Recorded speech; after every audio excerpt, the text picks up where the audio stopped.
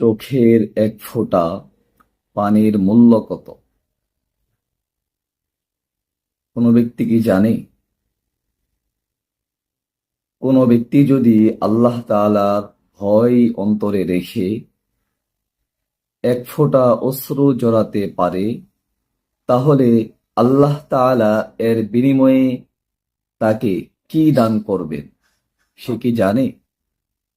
হাদিসটি সুনানে তিরমিজিতে বর্ণিত হয়েছে। হাদিস নাম্বার 1633। হাদিসের বর্ণনাকারী হলেন হযরত আবু হুরায়রা রাদিয়াল্লাহু তাআলা আনহু।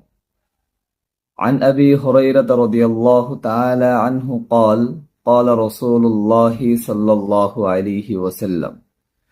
হযরত আবু হুরায়রা রাদিয়াল্লাহু তাআলা আনহু থেকে বর্ণিত, তিনি বলেন, রাসূলুল্লাহ সাল্লাল্লাহু আলাইহি ওয়াসাল্লাম বলেছেন, লা ইয়ালিজুন নারা রাজুলুন বাকা মিন খুশইয়াতিল্লাহ। যেই ব্যক্তি আল্লাহ তাআলার ভয়ে ক্রন্দন করেছে, কেঁদেছে, অশ্রু জড়িয়েছে, সেই ব্যক্তি কখনোই জাহান্নামের মধ্যে প্রবেশ করবে না, অর্থাৎ সে জান্নাতের মধ্যে প্রবেশ করবে।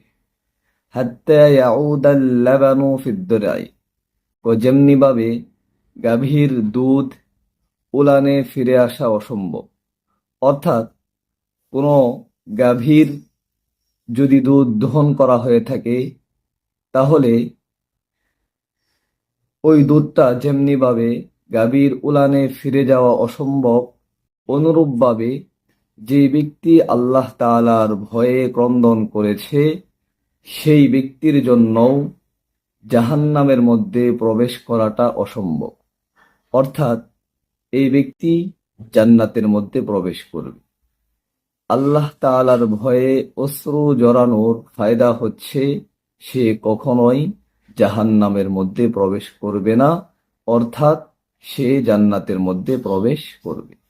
আল্লাহ তাআলা আমাদেরকে বেশি বেশি আল্লাহ তাআলার ভয়ে ক্রন্দন করে অশ্রু জড়ানোর তৌফিক দান করুন। আমিন। আসসালামু আলাইকুম ওয়া রাহমাতুল্লাহি ওয়া বারাকাতুহু।